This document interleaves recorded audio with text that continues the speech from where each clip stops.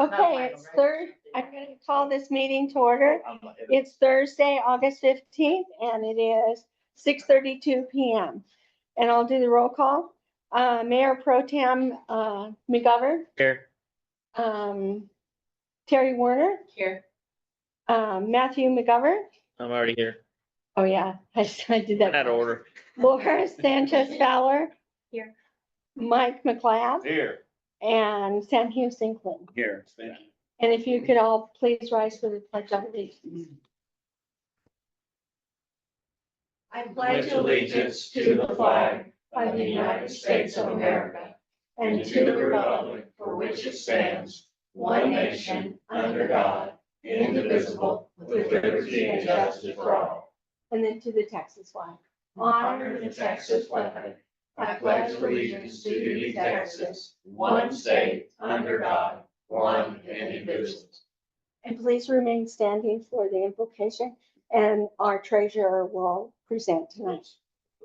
Heavenly Father, thank you for this time together tonight to deal with the business of our little town here. I pray, Lord, that you be with our decisions that we make, that we may be for the benefit of all. Please give us wisdom as we make those decisions. In Jesus' name, amen. Amen. Okay. I see that we do have one public comment, Mary Beth.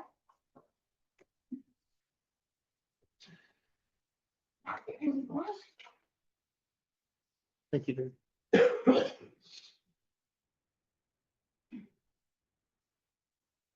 I'm going to announce about mermaids in Mortonville. The library will host mermaids from San Marcos during River Appreciation Event. This will be on Saturday, September 21st. And this will be in Kirksville. They read several stories about the river. Then they'll do some arts and crafts with the kids. So just like a mermaid or mermaid.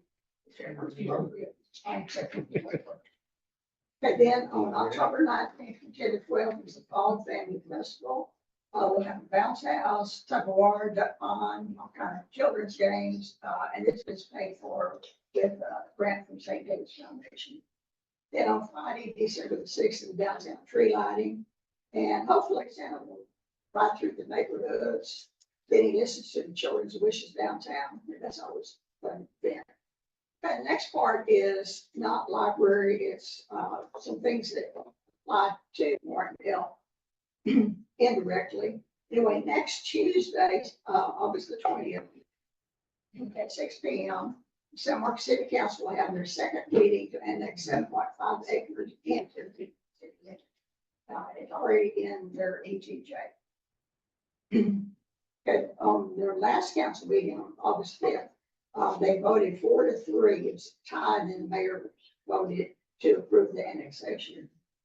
This will allow for the smart terminal access logistics to build a 4-lane heavy-duty truck road that connects Loop 110, that's 2 lanes, to FM 1984 to Greenville Road. That's also 2 lanes, so we have 2 lanes, and big heavy truck. Greenville Road is not built to accommodate heavy trucks. There'll be a mixture of buses, school buses, commuter traffic, farm equipment, and heavy trucks on Greenville Road. And if San Marcos does not annex this, it'll be built by the developer to Caldwell County standards. And I don't think Caldwell County really wants to build that road. And San Marcos does have a stronger building. However, where it intersects with the truck road, intersects with 1984, is really close to a bunch of homes in a small subdivision near that intersection.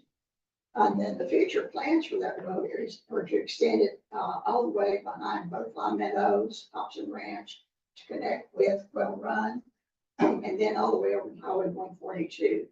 And this would intersect 142 across from the Baptist Church. There says a comment period. If you want to comment in person, you have to sign up. You can sign up online, but you have to do it like a day before. You'd have to do it on Monday.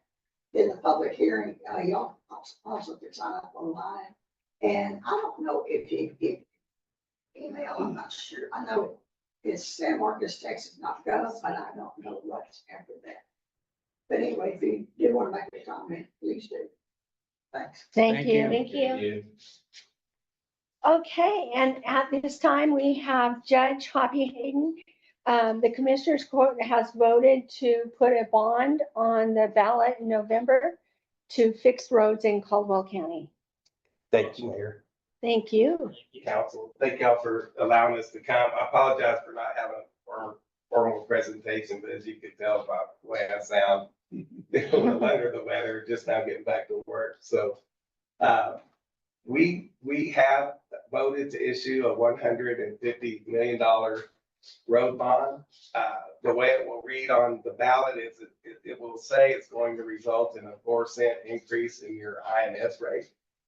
However, the M&O rate, which is your ad valorem tax, consumes most of your ad valorem tax, will come down the equivalent amount. So this will result in basically a net zero increase in your tax bill. But it will say on the ballot very clearly it's a 4-cent increase on the INS rate. Could you define INS, please? Yes, INS is interest and sinking fund. Basically, it's county debt. And so that's the rate that we have to collect to be able to cover our debt service. So, and we're gonna pay down $340,000 worth of debt in order to keep that at 4 cents. Otherwise, it would be somewhat more, 5 or 6 cents. We're gonna pay down some debt to keep that INS rate the same as it was last year. So that's what that is. M&O is maintenance and operation. That's everything else. That's everything we do to provide services for the constituency of this county. So it's sheriff's office, unit roads, judicial, DA, judges, court of law judge, all those things come out of our M&O, just as with you guys, same things, maintenance and operation. That rate continues to fall. And since I took office and Commissioner Terrio has been in office, when we first got in, it was 0.7725 per $100 valuation. It was one of the highest tax rates in the state, for sure in the area. It is now down to our M&O, our total tax rate is going to be about 0.306. Most of that's M&O, a little bit finance, and some other things, road and bridge fund, and there's 4 categories that comprise that whole rate. But because property values have gone up, the M&O rate will come down a little bit, INS rate will stay the same, and even adding this 4 pennies on with that decrease in your M&O, the net total of your tax rate increase is going to be very low. So I just want to get that out there. It's important because when you see it on the ballot, it's going to say a 4-cent increase. And that's the way the state makes us put it there. That's statutory language, and we're not allowed to discuss the M&O on the ballot. So it's just, it's debt. And so it has to go on that, and it's an increase.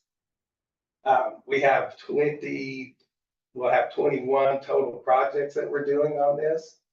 A couple of them that are impactful to Martindale. One of them is River Road, and that's going to be $2,250,000 to mill and repave the road. The other one is a study on Highway 80 to try to get us ready. So when Campo has what they call a call for projects, we'll be far enough down the road that we can go as the county and say, we've got some county match money. We would like to do this project and line it some more. We have. Wouldn't that be a tech dot deal? Well, so even with tech stock, even state money, we have to kick in for a lot of I mean, these they can't projects. even, they're pretty lame, in my opinion. I mean, they can't even keep the grass mowed. Well, I mean, I'm just saying, I'm not a big fan of tech dot. You're because, preaching to the choir. I mean, hey, I'm not either. We struggle with them a lot. They do the best they can with what they have to work with. But it can be frustrating. It's maddeningly frustrating for us sometimes. Right now, drive all over the county. We've been all over them, especially Commissioner Terrio and Commissioner Westmoreland, because there are places on some of the state facilities here where the grass is taller than the road signs, the Johnson grass, and it's very dangerous. And we've been howling at them, get in here and start mowing. They finally have. So hopefully you'll see some improvement in that. we're not allowed to do it. You're not allowed to do It it. has to be their crews. It has to be there for, Their crews. oh, on what a state great facilities. outfit to work with. So, yeah, so it's, we do our roads and they're done. Yeah. But we can't do anything about textiles. So, those are the two that are gonna be impactful to Martindale. There are, I think 3 projects that are in Lockhart proper. There's 3 projects that are in Luling proper. And then there's some major state facilities that we're gonna be either acquiring right away and widen, or putting in our local batch for the projects. And that's, and 150 million sounds like a lot, but when we had a pretty expensive stakeholder meeting process, hired a consultant to help us with that, and when the original list came back, it was over $1 billion. So we had to whittle that down to 150 million and still try to be fair and distribute those projects throughout the county.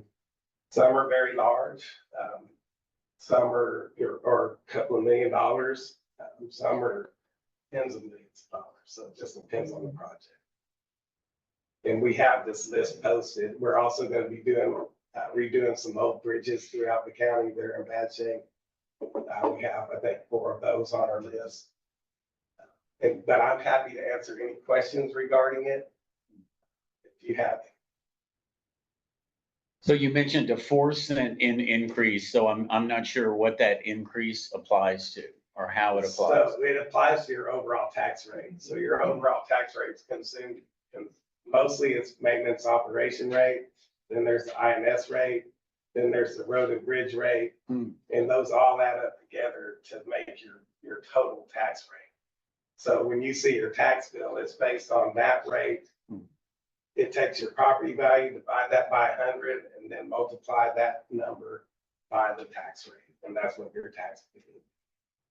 Okay. So for instance, if you had $100,000 property, divide it by 100 and then multiply it by 0.4305, and that'll give you your tax bill. And school districts come out of that, and all sorts of things come out of the money. In fact, everybody thinks it's a county tax rate, so the county gets all the money, and in actuality, we only get about 16 cents of every dollar.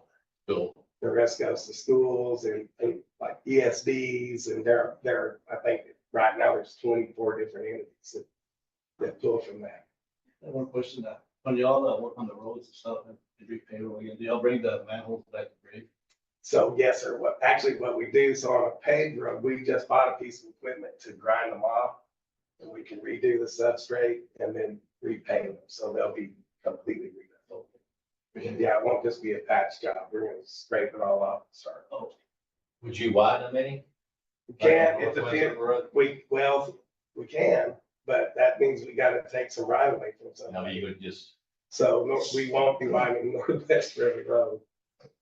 But for projects, for instance, I'll give you an example, like 2720, that project's one of the projects on here to widen that. Because there are something like 30,000 platted lots in that area. That they haven't been built or even developed, but they're platted. And so when the interest rates come down, that's gonna take off. There's also the mega site right there, the attractive commercial land that we have multiple people fussing over right now that want it. So when all that comes there, the traffic on that road is gonna fly through. So we've got it in the unified transportation plan to widen that road to a 4-lane facility with a left-hand turn lane. All the way from 142, all the way up to Highway 21. And up there at 21, we'll realign it to Princeton. a real quick question, Northwest, is there any way you could widen it maybe just a foot or two? Well, we have to keep somewhat right away for drainage and that kind of stuff. So we might be able to widen it a little bit, or if we grind it off, it won't be significant. What do you think? I'm not thinking right too much, but I'll find the original thing. I had printed it out at one point, but I think there is some widening in that, because it's from Quail Run to Highway 80. you know, these roads are real narrow. I mean, Yeah. And we'll try to make them passable. We have county roads, and this is an example, that are, when they were installed, people were using horse and buggy still. And so the fence, the property lines literally come right to the road. Yeah. And so unless we go in and do eminent domain and take property, then they'll buy it from you if you're a willing seller, which is rare. Usually people don't want to sell it, so to get that right away, sometimes we have to come in. Like they'll go in and rip the pavement off of Northwest River Road and then they'll reshape the base. And then redo it, but they're gonna have to cut ditches on the side also, so that'll have to be within the right of way also. There's It'll have to be a quite a bit on domed, a So it's like, so it's not like it is right now. it's where- like you did where water Lockhart just Street, sets on when it. we did Lockhart Street. Yeah, Yeah. it'll be domed up, so the Domed. water sheds and then we Watershed gotta do work, the drainage. Yeah, that's a problem in Martindale. Drainage was never part of the road system. Back in the day when all that was laid out, and it was laid out for a little different purpose and we're using it for today. So No, by the way, that overlay has been working excellent. Yeah. Very impressed with that. Another project that's included is, that affects Martindale a little bit is 142. yes, Back to Mark Maxwell. that'll be wide. Yeah. That'll be wide to a 4-lane facility in both directions. And so that'll be very helpful. Not just getting from here to there and not having to sit at that long line at 142 on the toll road. and try to do some things to alleviate that pressure. Plus they're building on the right-hand side, as they're going into Lockhart. One subdivision's already built out that had 500 homes. Another one's underway right now that's gonna have 1,400 Oh. homes. There we go. And then coming back this way, there's another subdivision that's gonna have about 1,400 homes. And so you imagine 2 cars for every house that I just rattled off, that's a lot of traffic. So we have to get ahead of this and hopefully we can and get those kind of projects done. We have all the schematics done for that already. We have all the right of way, with the exception of a few parcels, acquired. And we're in the process of doing what they call the NEPA, which is an environmental analysis on the project. And one little hangup that we have is, where that nice little creek is, where you're going into town with all those beautiful trees, there's a bald eagle's nest sitting up on beautiful trees. Oh, wow. And that's right where we were gonna go through. So that's an issue that we're gonna have to go around that. So it's, they're protected birds, so we can't take their nest down. I know that you guys have been working on this for months and months, We have. and we're kind of learning about it late, but we appreciate that. Yes, and we're going to, we just had the same consultant that did our public outreach before. We're gonna do a much more extensive one, so you'll get neighbors, and we're gonna have a virtual discussion on it. We're gonna have live discussions on it throughout the county, so to give people a chance to come in and learn about it, learn what they're gonna get for their investment. Yeah, Because it is an investment. I mean, if you boil it down, if you just took the 4 cents and let's just say it just went up 4 cents, that equates to about $9.60 a household. What that would mean, so. So for $100 a year, $150,000 worth of road. So it's pretty good. Any other questions? One more question, I just saw it back in text on, so it would be illegal for us to go on Highway 80 around one of our intersections and weed eat. You can, we can. individuals can. An individual can mow the garbage out there. We just can't come in with our road crews. Oh, but Yeah, no, you absolutely can. And many people do. one thing just have a little crew that goes around intersections. Just a question, just common sense. They got a pretty big stake and just so many. Because I had a friend of mine that almost got killed because of that, 12 running 80. I had a Grass was friend. too high, and he pulled out, almost killed him. So it's just a simple If you get solution. a hold of Diana Schultz, they'll come and do a safety mow. That's what they Oh, call they it. will? Yeah. If you ask them, I need a safety mow at the intersection. Okay. Running oh, 80. that's good to Yeah, know. Well, thank you. And just They do do it the same so thing. you're clear. On county roads. If you Alright. call us and say, you know, the intersection of County Road, whatever, and Just contact 42, that. we'll do a safety cut on the county road. Okay, cool. Thank you. I had a question about Northwest Road. We did get the grant many years ago for 6 million to fix a portion of it. And of course, costs have gone up and up. And we were trying to get another grant, I think a 2 million or something to add on to fix that culvert.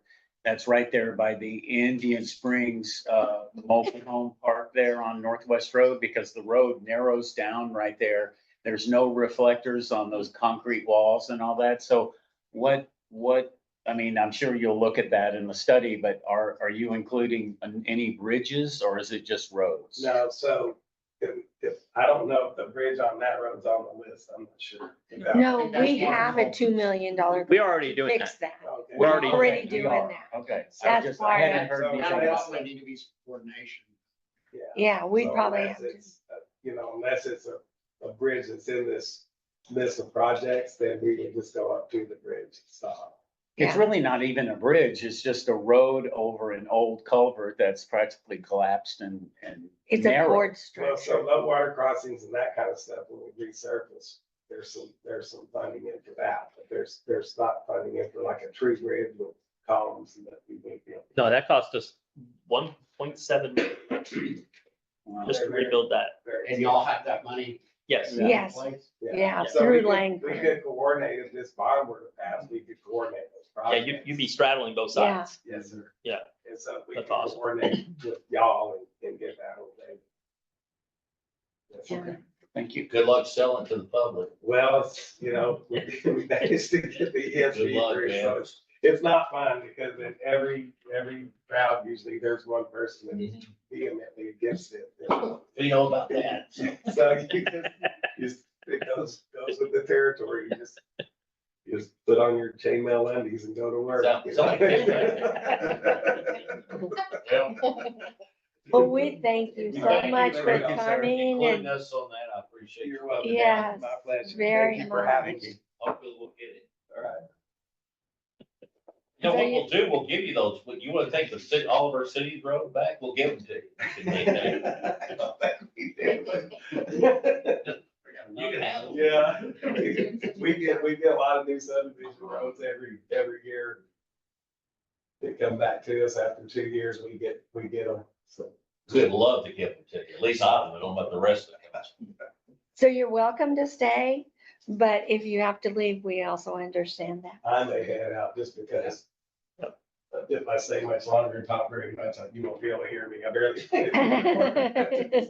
But we Thank you. really thank Thank you you. I very, appreciate very it. much. Thank y'all for your time, I appreciate y'all. See you later. All right, thank you. Appreciate it. Appreciate it. Have a good All one. right, yes, sir, you too. So, we just wanted to mention one of our utility clerks just lost her father, so we have made a donation in lieu of flowers to, St. Jude's Hospital. And I did want to say something about the filming also. So she's had a lot of condolences here and she's back to work now. So Deanna's very grateful for that because she was filling in for her last week. So that's, things are picking back up. And then I did want to say something about the filming. It took longer than we thought, but some people have asked, well, did the city get any money for that? And we did. We got $2,700 for renting the park and this, you know, the streets and stuff. And because it went longer than expected, the fun kind of ran out of it. When the utility bills were due and the customers couldn't get to the office, I was starting to like, ooh, this is not so much fun anymore. But it was pretty fun seeing the town transform to 1923 and then back again. One of my biggest concerns was they took the seals off. So when you go outside, if you notice, they redid them and they're better than ever. And they fixed the Texas flag. It's now a Texas flag and not a Chilean flag. So we're very grateful to them for that.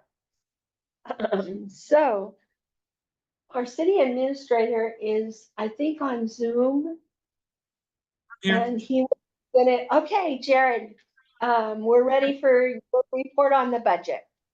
Okay, Dan, I want to try sharing screens from my computer and see how it works out. Here we go, screen one, share. All right, does everybody, might take a second. Does everybody have the screen share up? There we go. Let's go through. All right, so what you see on the screen right now, first off, sorry for not being there in person. My wife is due to have a child tomorrow. So, an abundance of caution and preparedness to react, I'm participating remotely this evening. But what you see on the screen is the tax rate revenue or tax revenue rates as calculated by the county appraisal district. These numbers don't mean too much for you in terms of what does it mean in terms of revenue. However, if you're a property owner, homeowner, you can take your appraised value and divide your total value of your property by $100 and then multiply it by the decimal figure that you see here to come up with, an estimation of what your taxes would be. So, the no new revenue rate is what the rate would be if we did not increase any tax revenue receipts by the city from last year. And then the voter approval rate, the 0.3082 is what the maximum that the city can adopt as it does its rate setting without requiring an election, which is set by statute at no more than 3.5% above prior revenue receipts. So, we'll talk more about this when we get into the actual rate adoption, which will be our next regularly scheduled council meeting. We'll have a vote, a roll call vote on the proposed rate. But what this means, if you have a property worth $100,000, your voter approval rate, if that's what's selected, results in a tax of $308.20. So, as you have multiples of that 100,000, you can get a rough estimate of what the taxes paid to the city would be. So, with any questions on the rate, and I'll talk about the impacts on revenue next. All right. So the calculation of what this does for revenue is a little bit wonky, but what it turns out to is our projected revenue for the tax was at 387,000, I'll round up 388,000 in prior budget discussions. The rate calculation after a risk adjustment would have this at 391,000. So about a $4,000 increase in our projected revenues from where we were when we were discussing the budget, which provides some relief to balancing the budget. The calculating to get to that 391 number, I can go into depth of how that's calculated, but essentially what it does is it takes the voter approval rate, using that as the baseline recommendation from our prior budget discussions, applies that to the unfrozen appraisal. About a third of the city has a frozen tax rate because of their age, over 65. It was 100 something properties, and there's only about 400 some properties, I think, all total. Maybe that's houses. I might be getting my math wrong. But anyways, there's a significant portion of our tax rolls are subject to the freeze.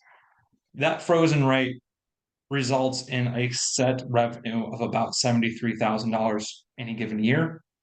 When we take the remaining appraisal rolls, apply the no new revenue rate, that gets us to about 320 something $1,000. And so those two frozen and unfrozen revenues get us to about 395,000. However, when we do budgeting, we anticipate a 1% of our revenues not being collected by the appraisal district, just as a risk adjustment. So that way we can be over our revenue in our budget, but at least this way we're not off by too much. It's a conservative budgeting. So with that, that's how we get to the 390. Any questions on the property tax before I continue?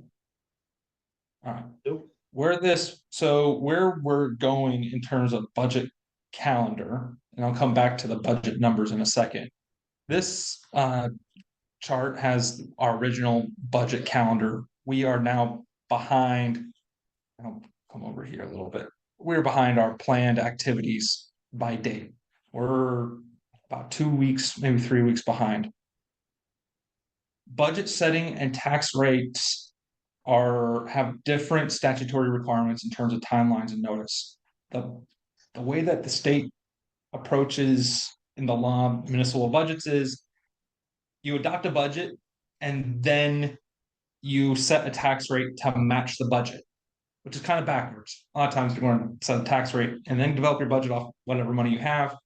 For whatever reasons, it's done separately, differently in the reverse for the state. So what that means is the longest lead time for us is publishing the draft budget. We anticipated doing that on August 5th.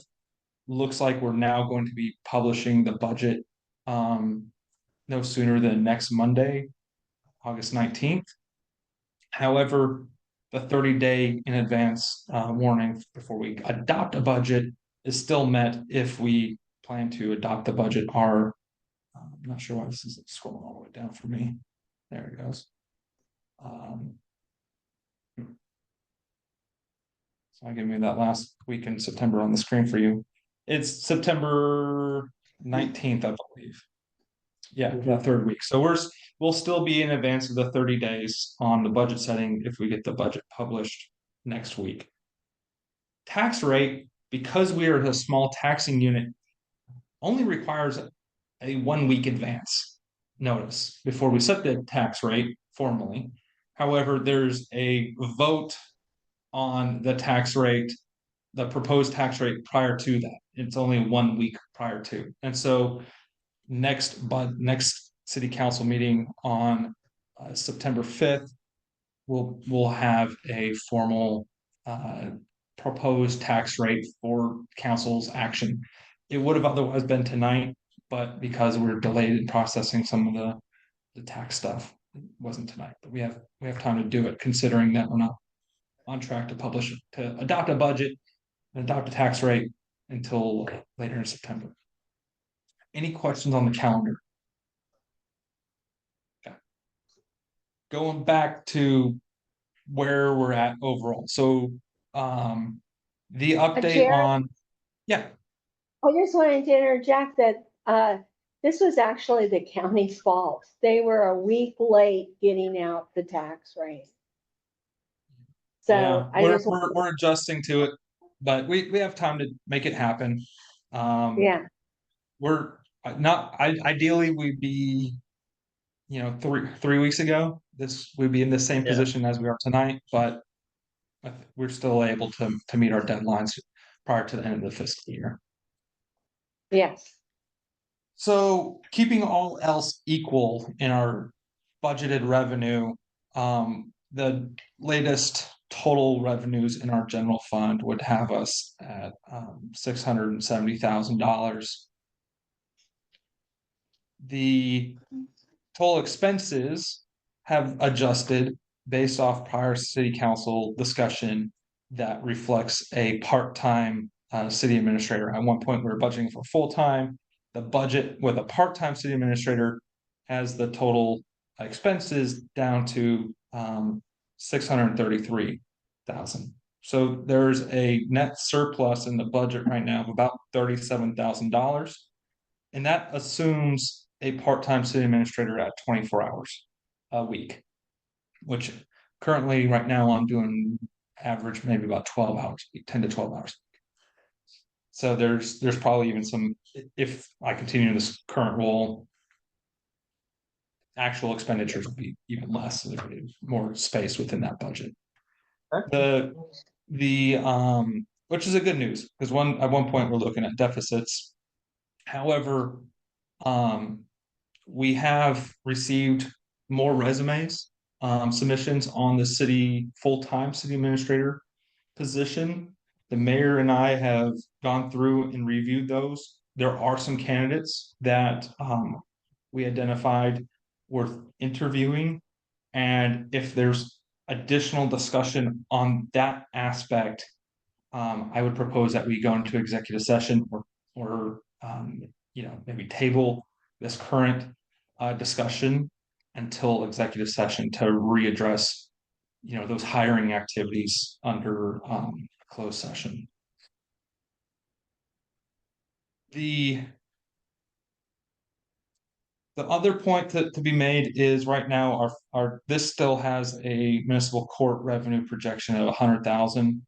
I haven't run the numbers based on tonight's budget reports, but previously had expected maybe the end of the current fiscal year that we're in, having a court revenue generation probably closer to $65,000. And so it might be, if the city chooses to go with a part-time city administrator instead of full-time in the budget, or then we might want to consider using that surplus in the budget between revenues and expenditures, and reducing the projected revenues in the municipal court to reflect current activities and operations as a consideration. But that's something I'll be talking with the mayor about next week, and as we go to publishing a budget. But I think it'll be important this evening to probably table the discussion on the budget for now and re-pick it up in executive session to discuss hiring activities as it relates to the budget and in a closed session. Unless there's Jared, I any had other a questions. question. Yeah. Jared, are we gonna talk in executive session about paying off those sales tax, the 317 and the 50, in one lump sum or over 15 years? Or have we decided on, or have there been decisions made about that already? There is an executive discussion tonight on the sales tax. Okay. Oh, okay, good. Okay, thank you. That's all I got. All right. So your questions, that concludes my report. Thank you. Perfect. Thank you. Good luck with your wife too, and you. Fingers crossed. Right.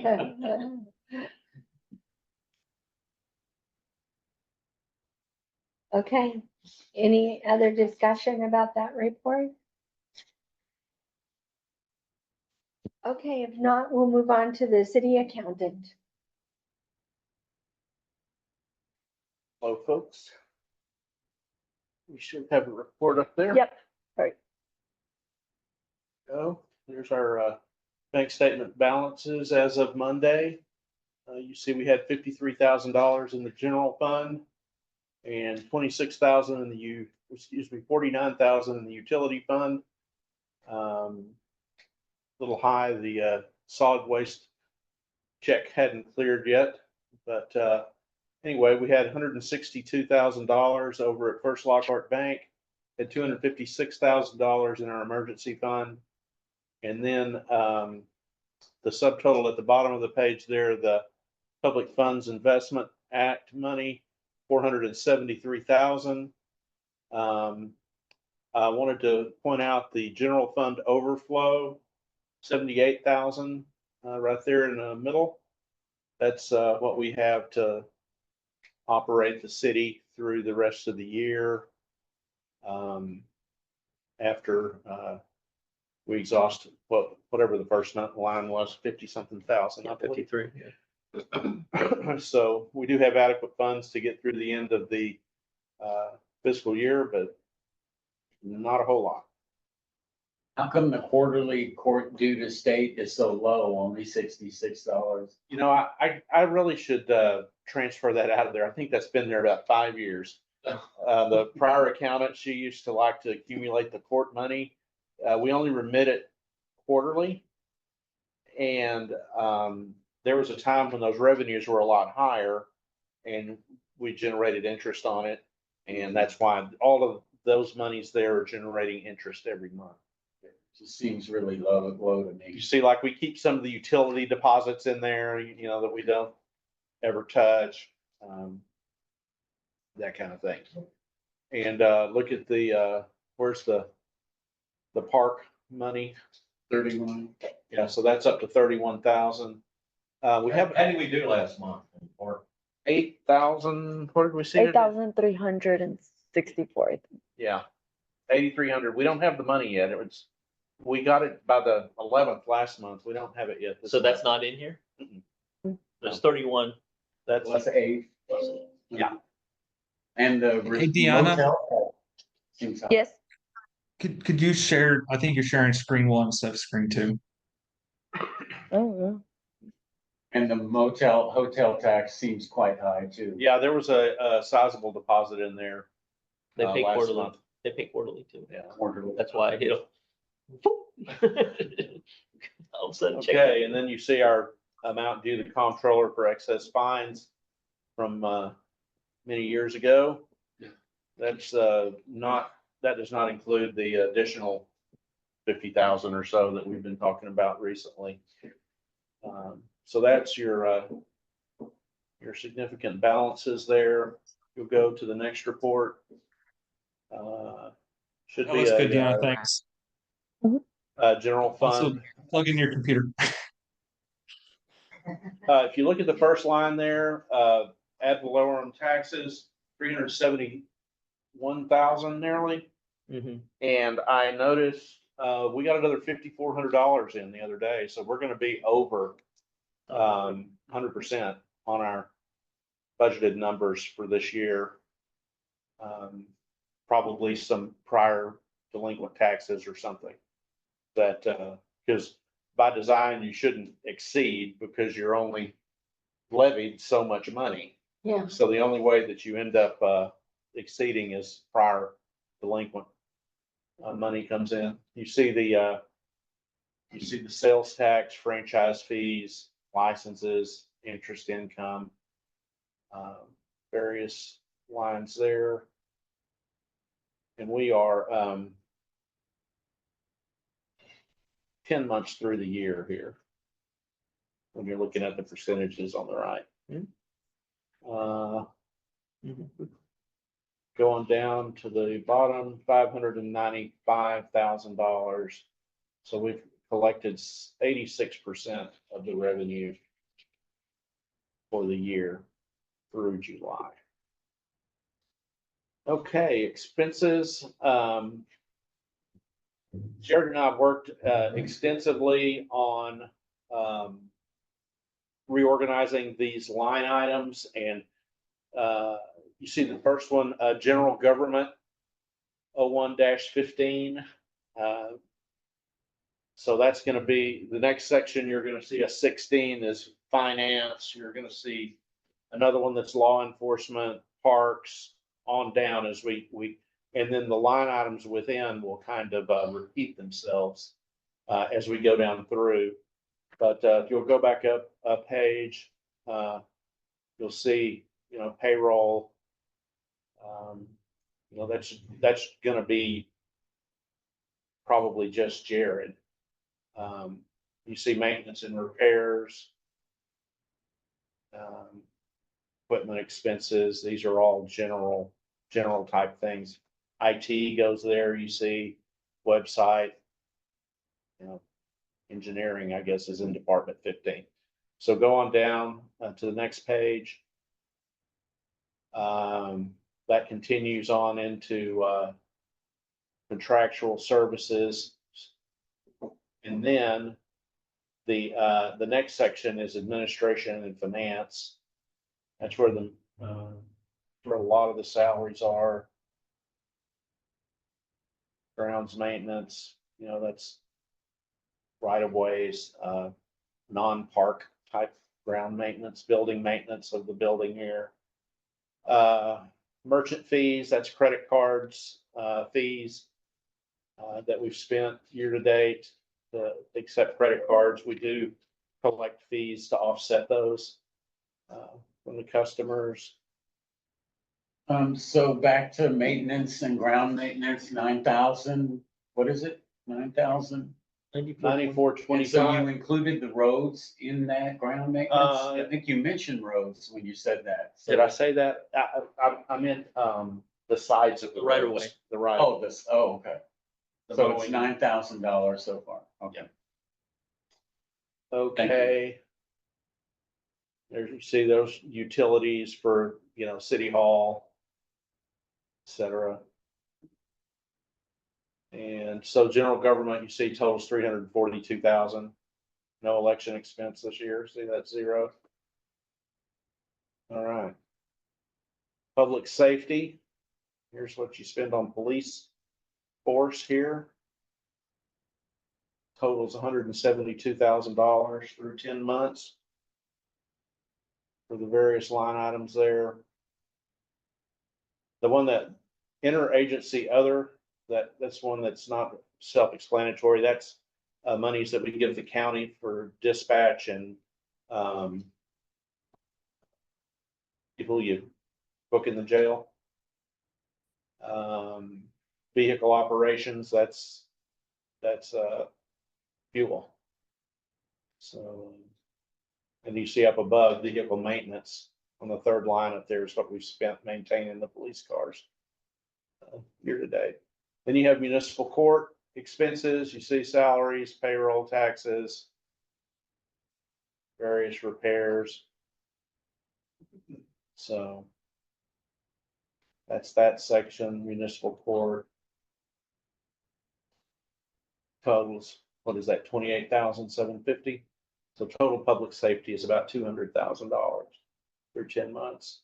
Culture and recreation, that's gonna be your parks, your library, et cetera. I saw the library up on the first section. I'm not sure why the budget and the expense aren't in the same place.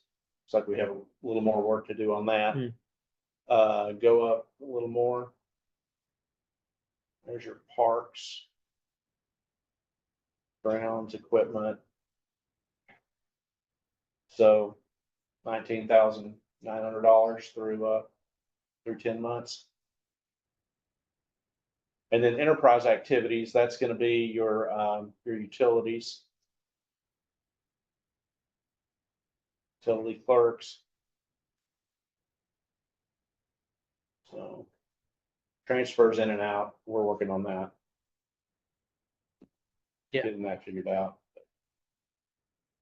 So that's all the general fund, utility fund. You see here. See how the revenues look, 276 of 345, so we're 80% there. Expenses, so total income is 280. We can go on down how are our expenses.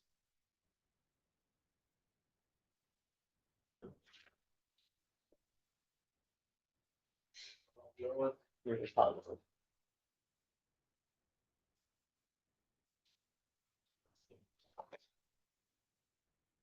Going through our bottom line, This is actually on the next page. so.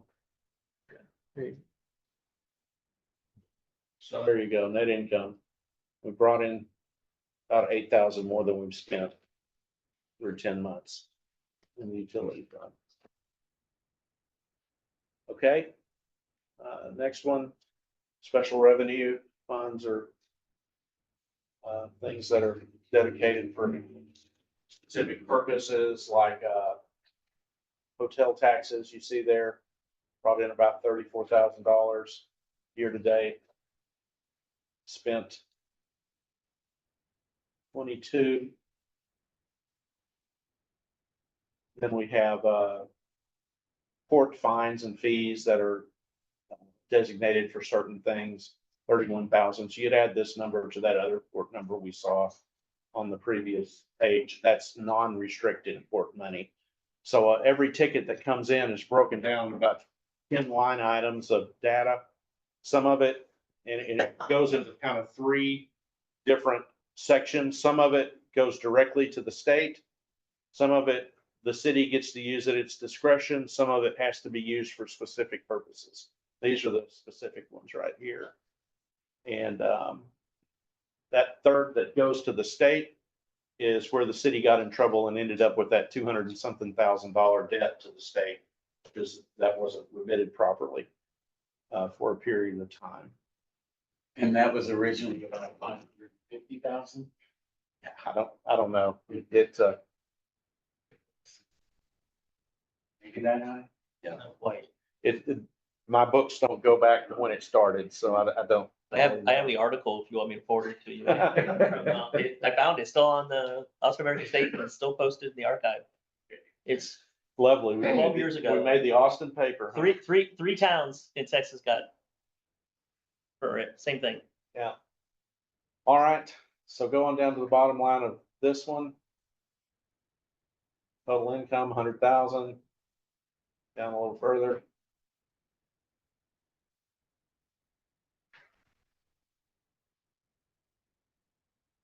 So we've.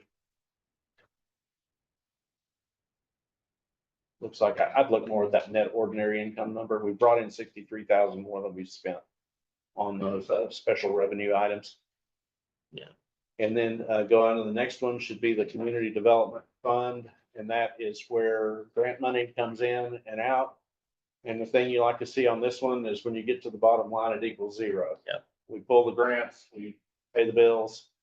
There you go, net income equals 0.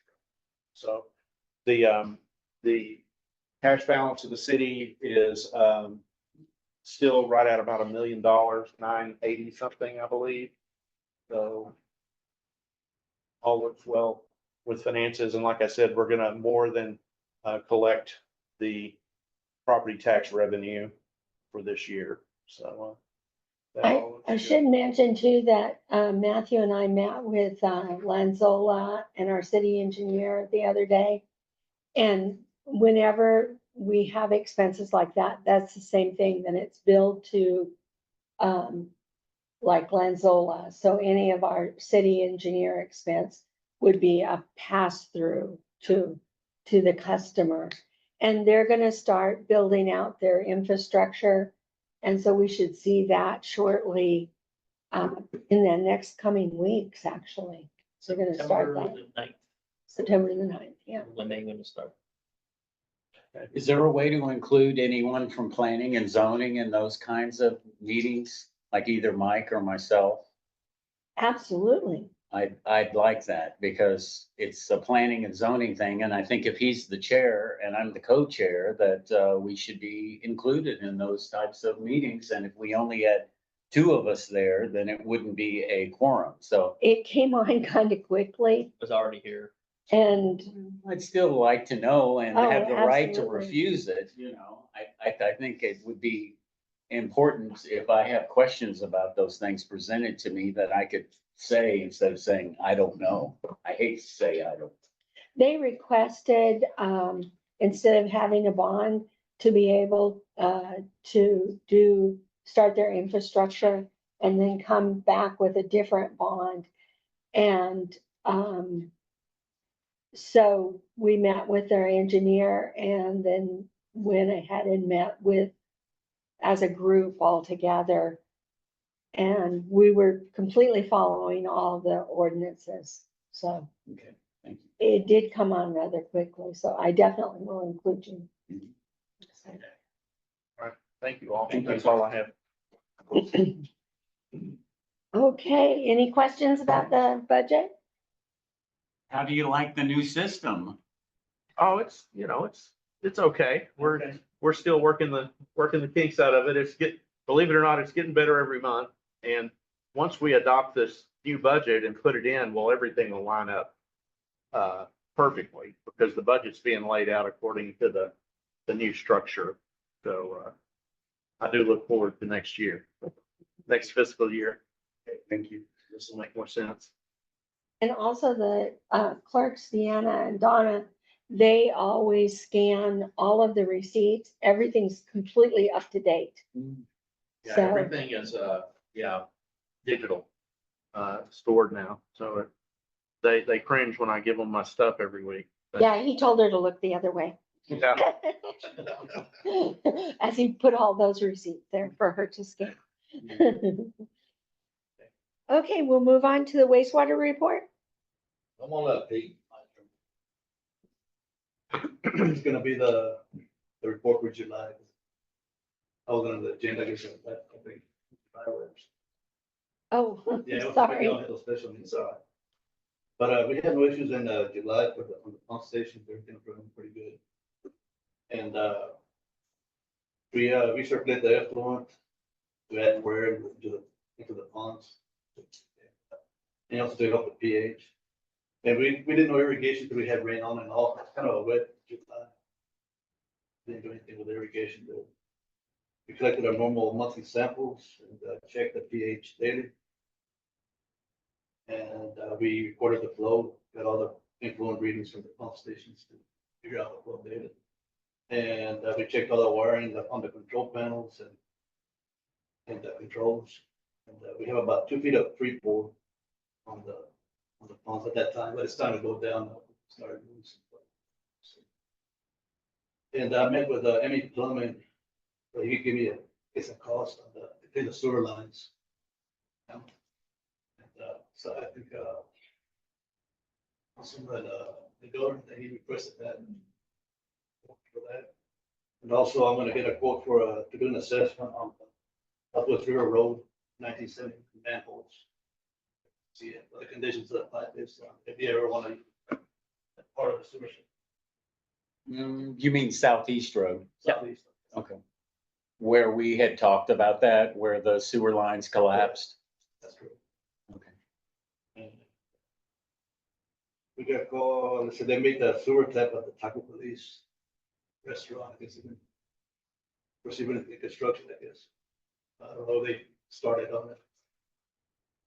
And we got a call out, I guess, on Crockett and Martindale, somebody. There was like a sewer smell or something, we couldn't find anything, so we went and checked all the sewer lines to see if they're backing up, and we couldn't find no evidence. I talked to the customer, see if they can fit their system to let us know. Any questions on that part of the report? I got, I guess I'm gonna read the pumpage that went into the wastewater plant. We pumped about 1,308,528 gallons. And we averaged about 42,210. And the maximum flow was 132,675 for the month. And the pH was pretty good. It was pretty consistent, you know. Considering the sun, the sun's pretty potent with algae. That raises the pH, but it stayed pretty good. And like I said, we didn't irrigate anything, so that's all I got. Anybody have any questions for me? That's quite a bit. It is quite a bit. Yeah. And they started cutting the grass there at the plant. Yes. So we've hired Officer Kevin. He also does haying as a family business, so he has a big tractor. Out of the treatment plant, there's a lot of acreage. I don't, how much I think acreage? it's like 40 acres. 40 acres. So it takes somebody with a big tractor to go out there and mow. And we had put out an RFP over a month ago, and we never got anybody that answered it. And so we just started going around word of mouth. Mike actually found someone, but I had already talked to Kevin. And so he's trying it for the first time to see if that's something he would like to continue doing. But that's not as an officer, that's just as on his own time, yeah. Are we still looking at around $1,200 a mow? Yeah, this first time I paid him $17.50 because it's been more than a month. And it's just, it was hideously long. It makes it hard to irrigate because the water just mats on doesn't percolate through the ground. Okay. Anything else from you? Thank you. Thank you very much. Thank you. Yes, ma'am. Okay, Chief of Police.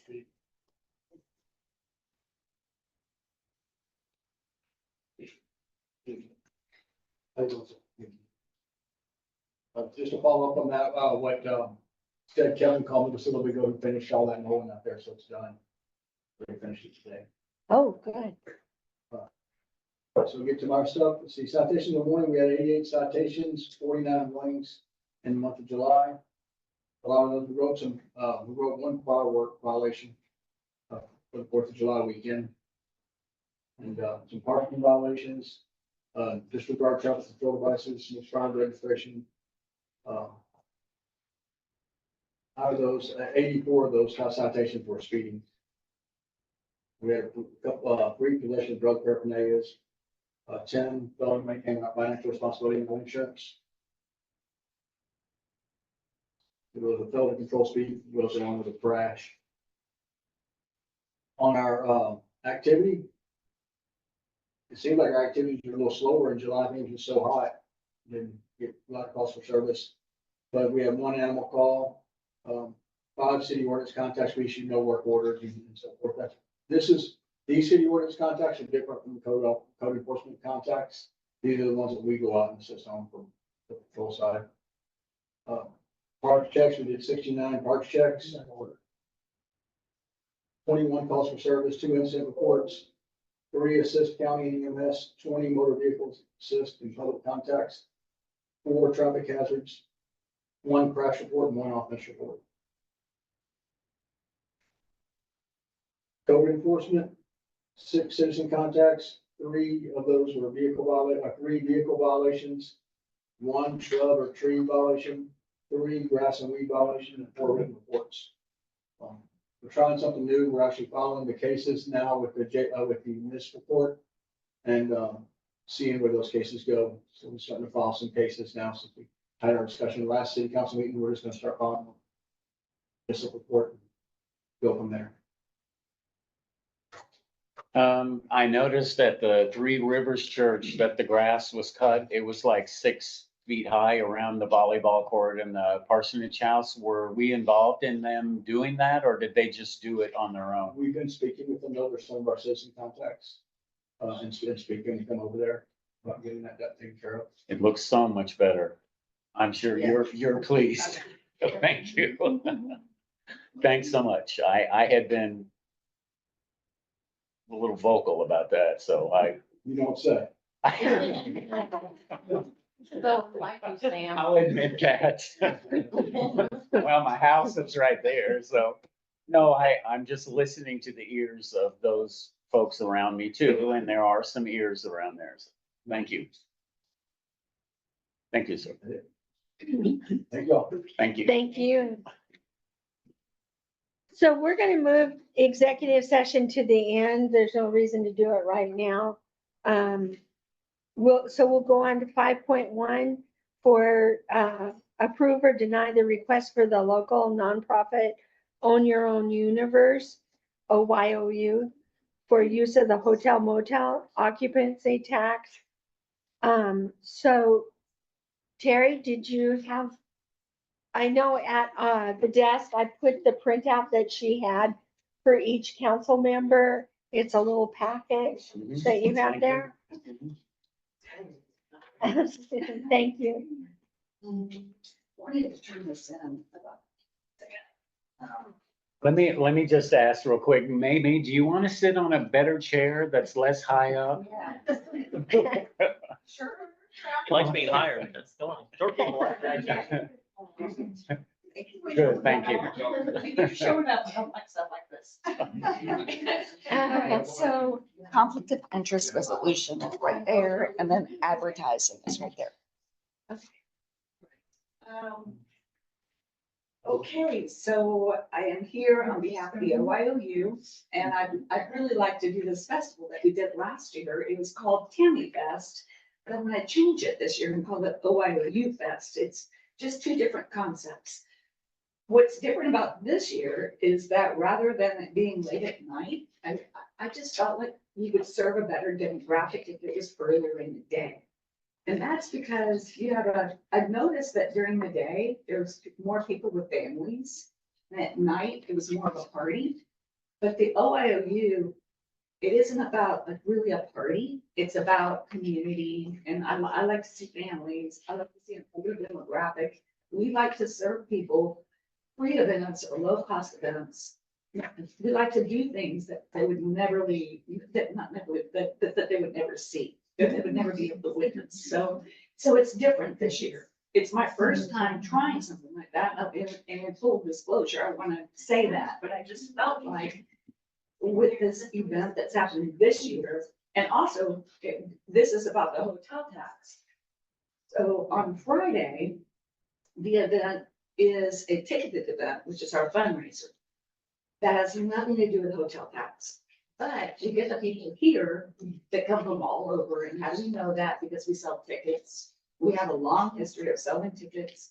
We sell tickets, and then last year we had 125 that was sold out, and most of them were from out of town. And they came the next day. There was a surge during the afternoon, and then they left to go back to Houston or go back to Dallas.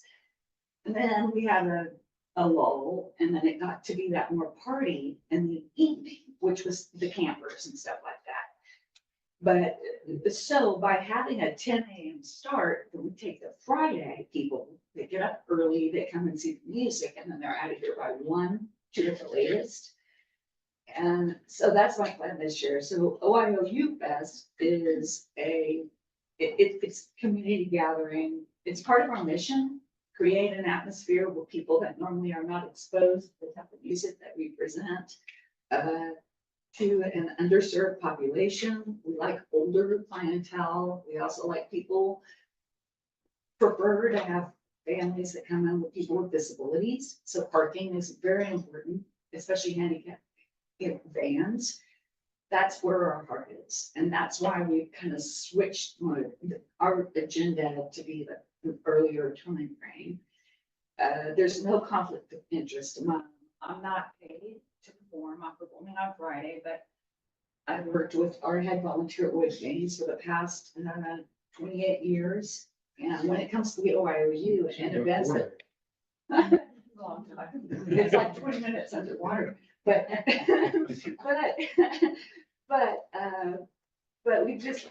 we're lucky to have this great fan base, and they're gonna come. It's like a mobile unit, and they'll be there on Friday, and we just have to get them to stay. It's hard to track where they're gonna stay. It's not like we can ask them, but we can.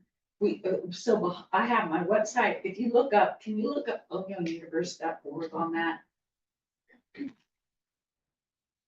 No. It's at ownyourOwnUniverse.org. Well, it's our. You have to spell it out. Yeah, Not a lot. yeah. We have, Org. While they're bringing that up, you mentioned camping? No, Oh, okay. there is no camping. Okay.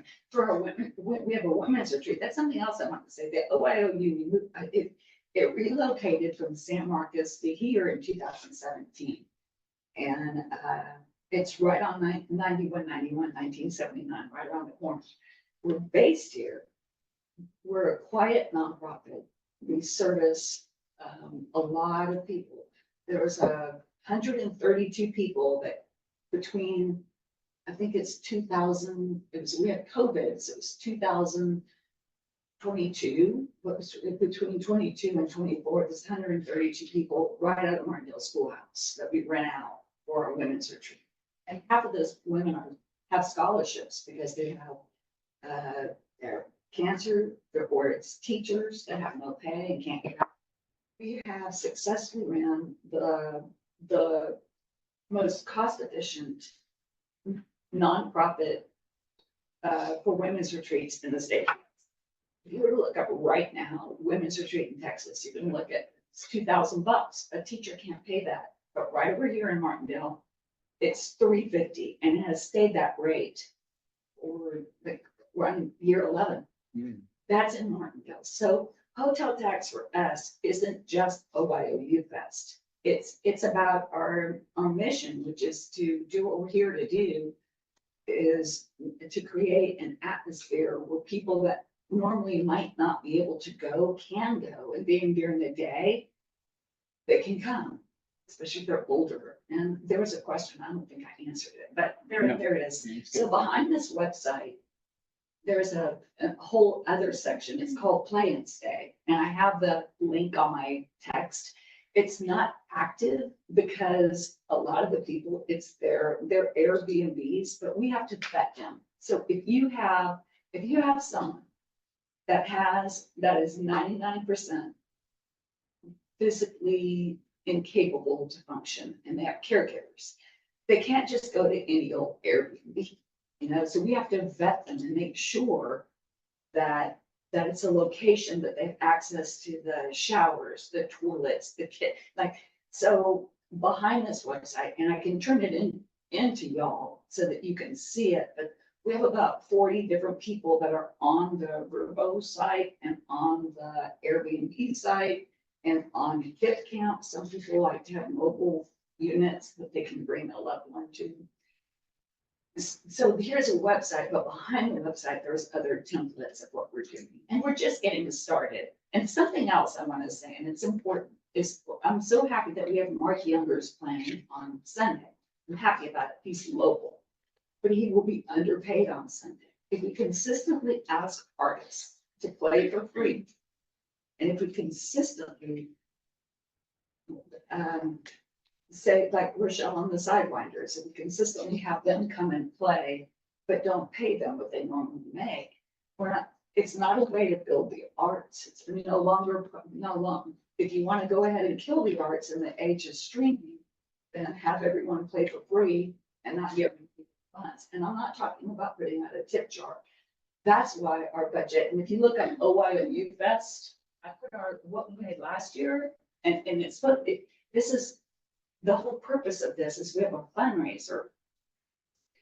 And if you scroll all the way to the bottom, I love to write and I can be wordy, but if you go all the way to the bottom and then scroll up a little bit more, a little bit more, a little bit more. Okay, that's income. That income is, we have to have a fundraiser because if we don't have at least one a year, we're not going to make it. But what happened last year is we tapped into our fundraising dollars to host this free event on the next day that drew the fundraiser was 125 people sold out. We can track it because it's with PayPal and Eventbrite, so we know where they're coming from. So hotel tax dollars are right there at us. The next day is where we got in a little bit of trouble because we had a lot. If you scroll down to the receipts, that's our budget for the musicians. So my thought is that there's this fund called Texas Commission on the Arts. So if we can just do this year, then next year we can cut that budget for entertainment by half by getting Texas Commission on the Arts funds. That will meet us. So Rochelle is to come on Sunday. She's 1,000, and I turned it in. I have her contract. I have her W-9. That's a legit expense right there. But we could cut her by half next year, but because Texas Commission on the Arts will pay 50%, but they only fund about 6 months in advance. They're really cut and dry there. We could get just entertainment that is of a caliber that's going to draw better to Martindale. And then I really think it's a great idea to take what we have there, what we save, and invest it back in the musicians in the local community that are always here for fundraisers that are underpaid and underrepresented. That's part of our mission too. So we have got to support the arts. Now I've rambled a lot. My mom says you only take your foot out of your mouth to change food. So, but I would hope that this is the start of what can happen here. I relocated here from San Marcos in 2017, and right out of there, off 19 1979. We're running events all the time. From the women, like this October is another women's retreat that we're housing here. February, we house it at the Martindale Schoolhouse. November, we have 4 back-to-back sold out weekends. There's not one person coming to that. It's a writer's weekend. Not one person coming to that lives here. They're all out of here, and a lot of them are out of state. I've been doing this since 1990. I just would like the opportunity to be able to just move things forward without being fiscally irresponsible. That's not. So that's why we itemize the expenses, and you might not, like whatever you decide that fits in with those hotel tax funds, I understand. But if you have questions, You're my having, heart's in a good place. you're having an event on Friday? Yes, that one is ticketed at Providence. No, I'm sorry, it's Saturday, not, last year it was Friday, but the problem is the people coming out of Houston, because we do surveys, they have a hard time getting here. So we have a lot of people from Dallas and Houston and Corpus, some people Oklahoma, Georgetown, Round Rock. And that's also where we advertise with the social media advertising. And doing an advertising that is at least like 50 miles for hotel tax is supposed to be 50 miles, but we like to go up to 100 because we have a following that will get that. So last year was Friday. This year has to be Saturday. We're taking chances this year because doors open at 2, nothing starts till 3. We have a good panel, and we're gonna take a chance thinking that by starting earlier, people that have senior citizens that don't want to drive at night, they're gonna come in and leave. Also, what I like about that, once we shut down, Martindale Cafe can open, Duets can open, so it's not just the teamwork makes the dream work.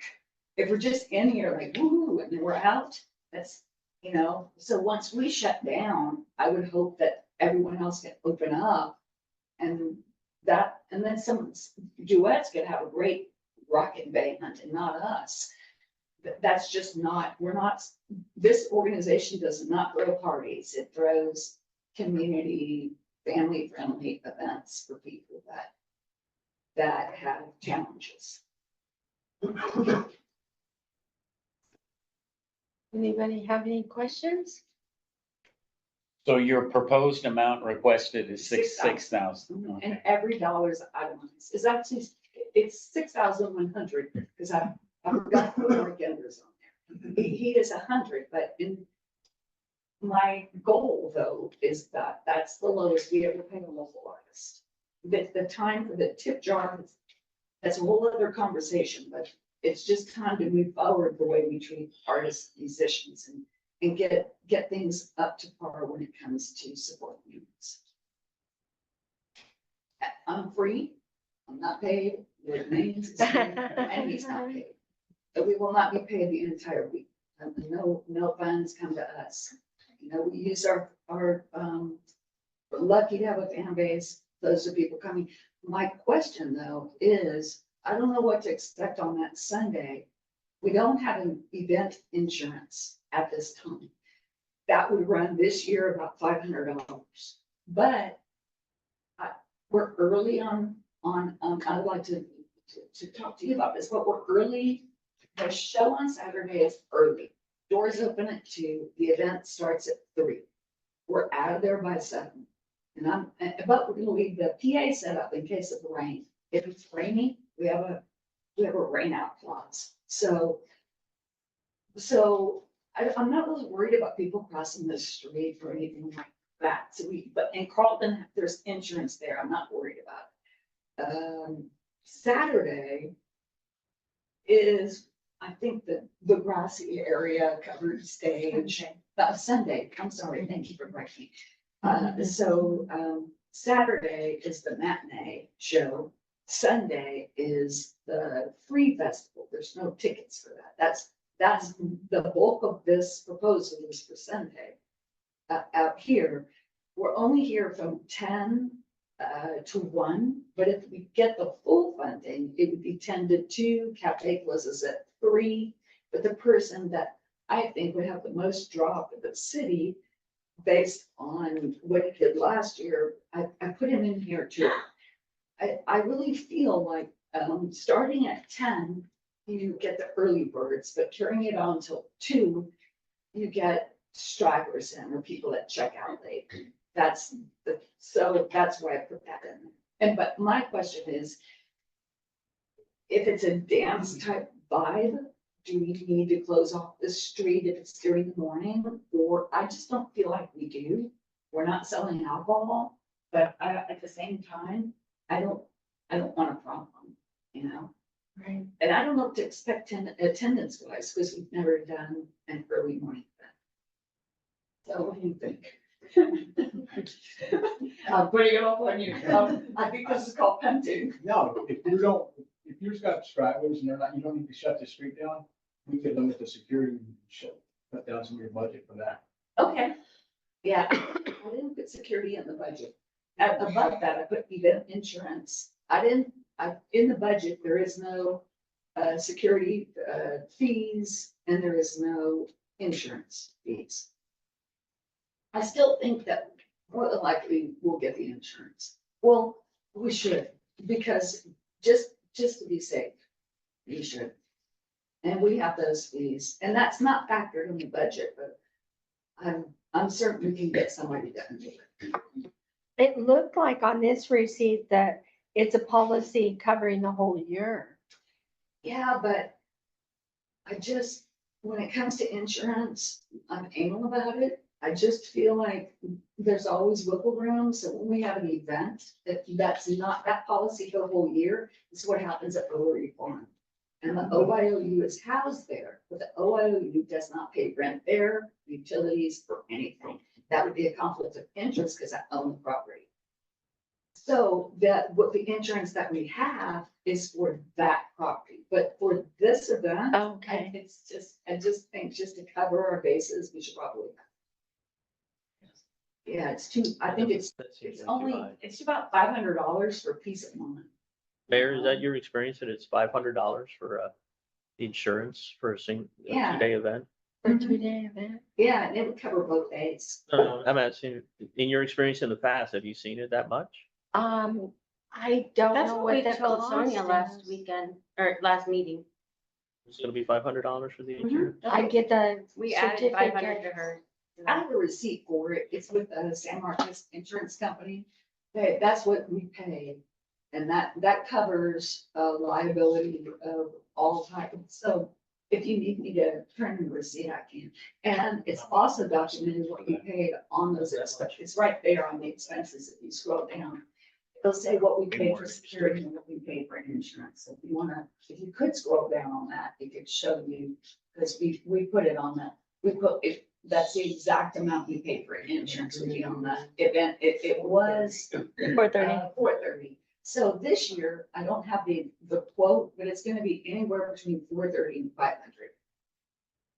Yeah, that's a lot, but it's peace of mind. Mhm. And it's a 2-day event.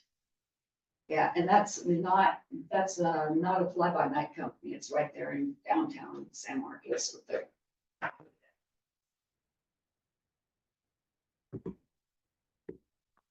Very good presentation. I always like how you give us a total outlook and the itemized amounts here. If anyone has any more questions, or I'd like to make a motion unless someone has some more questions. Jared, we good? Yeah, so really appreciate Terry following through with the spirit and intent of the ordinance that the city council passed in February. This is the most complete proposal that we've received since then on intended use of hotel tax fund. So really commend her for doing the work to put that together. Thank you. I think any deficiencies that might be had should be covered in a contract prior to the disbursement of funds. So any approval tonight should be contingent on contracting with the city. And the sort of things we'll want to see modified in the proposal when we go to contract is the segregation of funds regarding what the city provides from all the other activities related to the event. So, for example, calling the city's contribution to the arts program a revenue source for a fundraiser is not the spirit and intent of the hotel tax. And also it goes against our ordinance. So we would want to see those funds segregated from any other activities. The itemized balance is good. And then the other two things is we would want to make sure that we're taking due care and requiring security and insurance for any events, just even though the event is, I don't want to be contributed to the city to be in this place where we'd be contributing to some sort of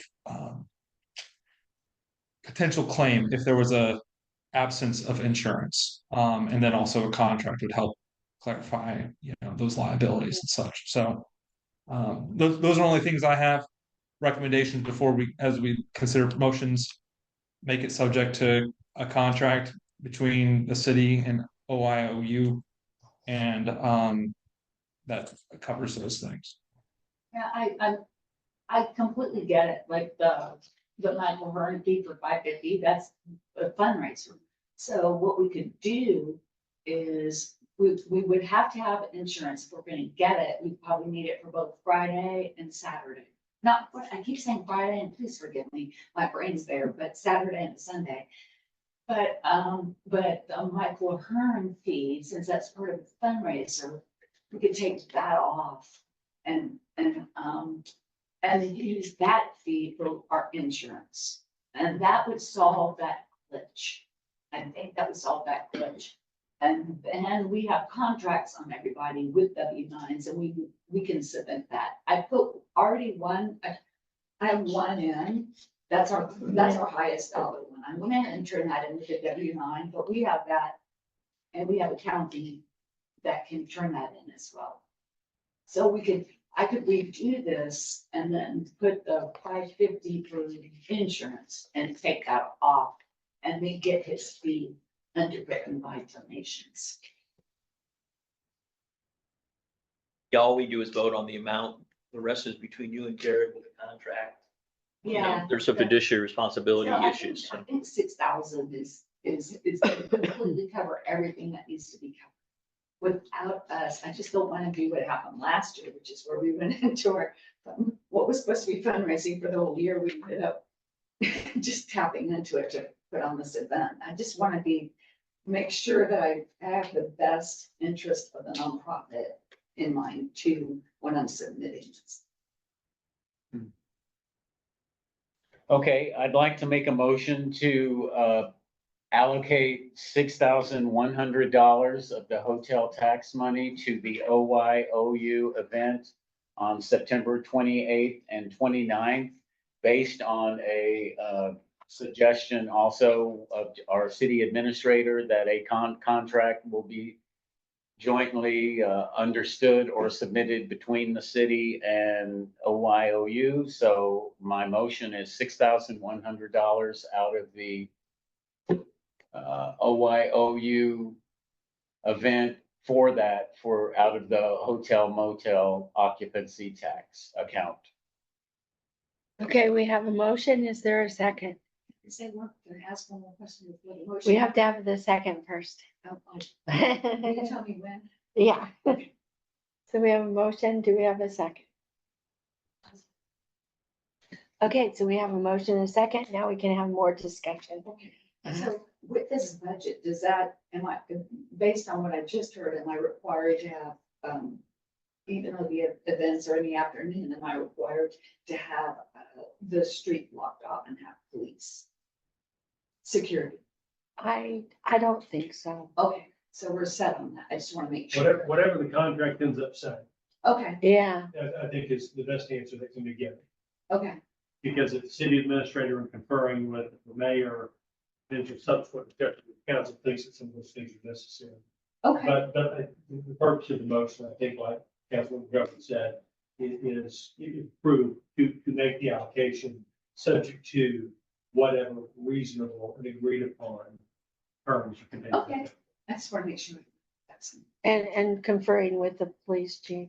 I think since Saturday's event is mostly indoors and it's rather small, the Sunday event would be the one that we'd be concerned about. Yeah. Okay, so we have a motion and a second. Any more discussion? The only thing that I have about it is I don't like that we're having two events back to back and 2 weekends back to back. Yeah. So I'd like to, I've had this discussion with other entities in the city and tagging them up and bringing them together or even merging them. If they're gonna be this close together, I think is a much better, use of resources for the city's money, as well as improving the attendance for everybody. I mean, I have to say, I feel the same way. It's just not optimum for anyone. One thing I can say is on this end, based on Eventbrite tickets, on PayPal, on Venmo, on our, the people that come to us and have come to us and come to Willery Farm, they wouldn't know Martindale. They don't have no idea until they come here. They come here because of Willery Farm. They're not part of our community, whereas Riverfest is. It's a vital part of this community. With a completely different thread of arts when it comes to the river and the dancers and the things. But I agree with you, I agree with you. It's just none of us could plan appropriately because it's hard to host an event when you just don't know what the funds are. And this year, all of us had to wait a long time to figure out what we would be able to do based on the transition of the hotel tax funds. None of us wanted to have Riverfest, OYOU, and then the River Foundation's gonna have an event up next. So I'm with you on that. But this year, I'd have to say there were circumstances that none of us could prevent. Could we combine the two?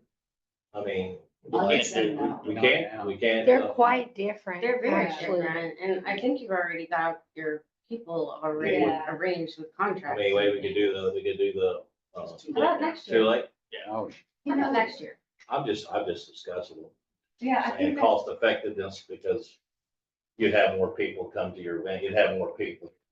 that's a great idea, but on our end, the only way we could do checks and balances, and the only way we know appropriation of hotel tax funds is if we're an entity.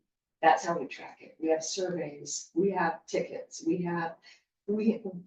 this might sound crazy, but after 30 years, I know everyone that's gonna be out there. When we had 350 people there last year, I pretty much knew everyone here. I was giving them water.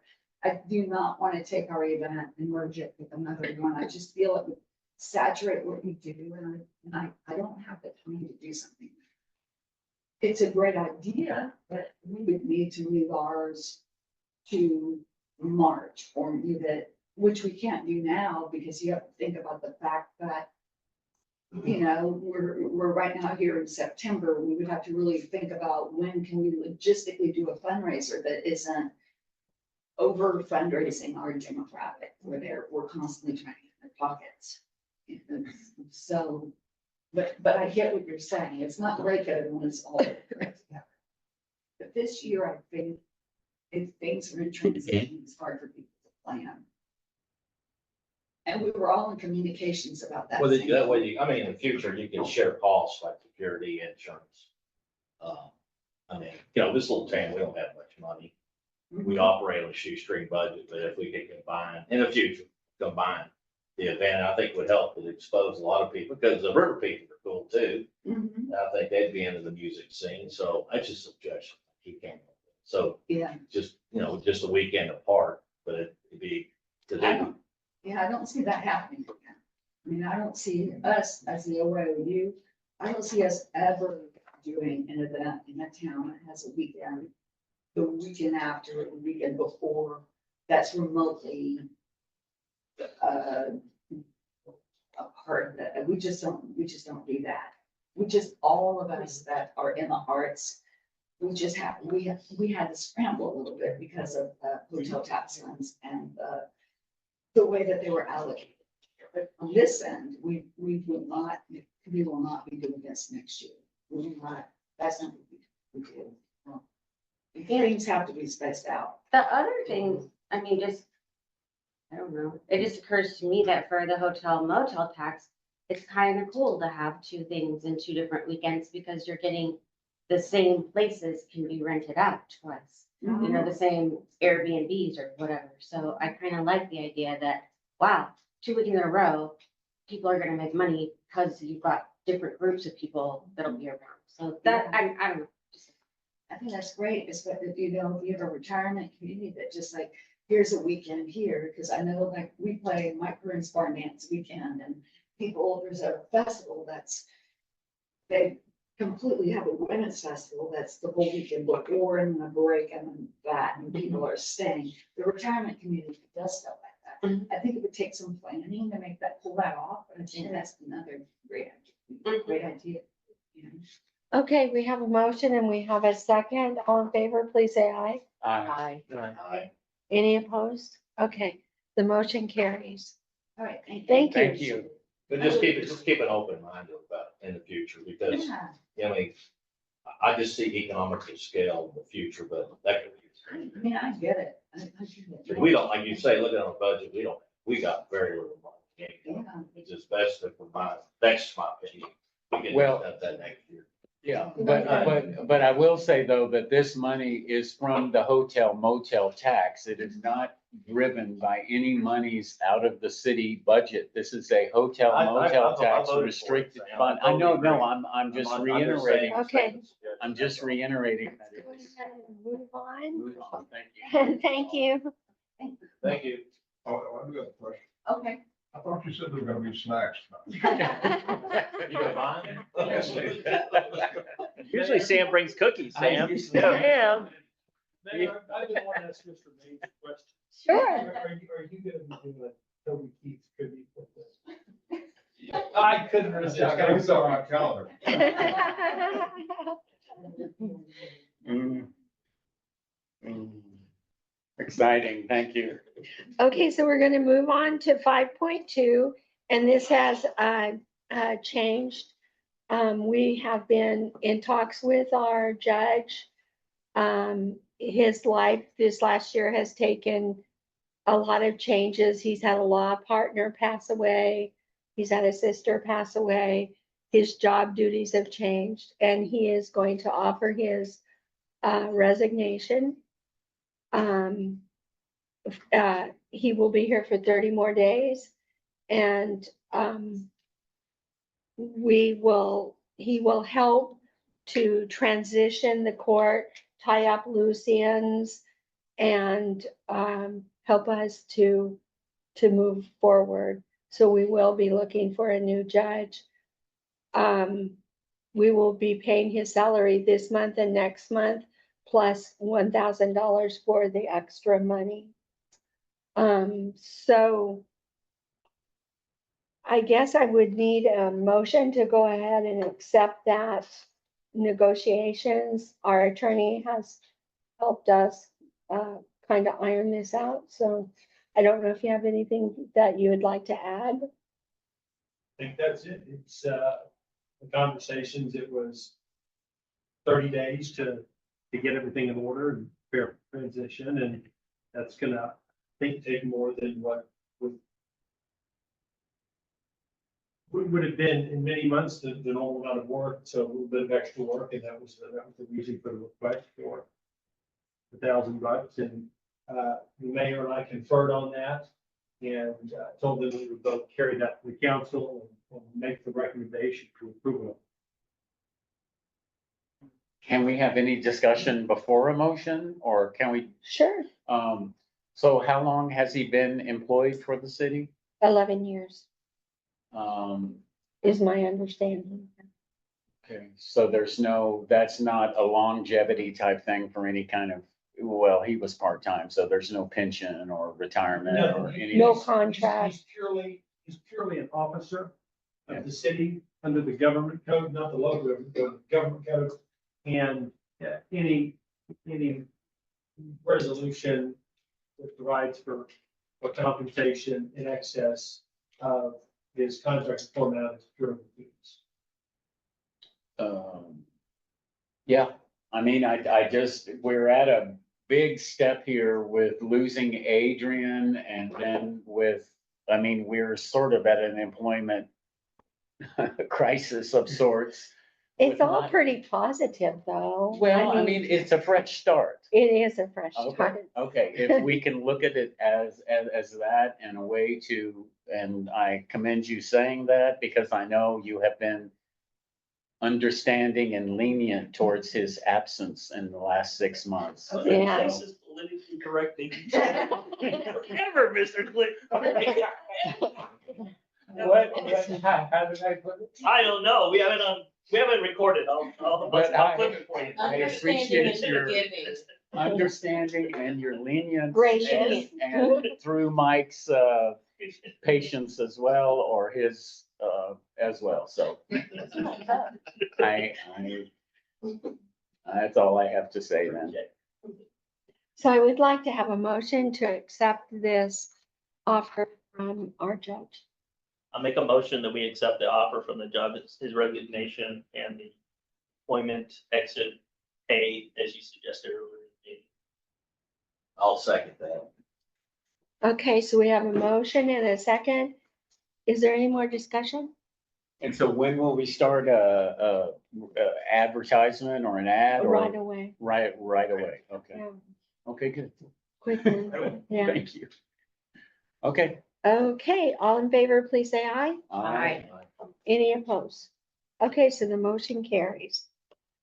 Okay, so at this time, we would like to consult with our attorney about a situation earlier in the year where we had been asked by the Texas Comptroller for some money back, and we're still trying to figure out how to deal with that. So we'll have to do a 5-minute recess and clear the room and.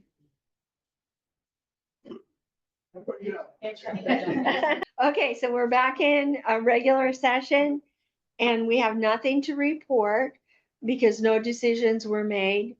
And so now I will entertain a motion to adjourn. I'll make a motion to adjourn at 8:54. Okay, and is there a second? I'll second. I'll second. Okay, all in favor, please say aye. Aye. Aye. Okay,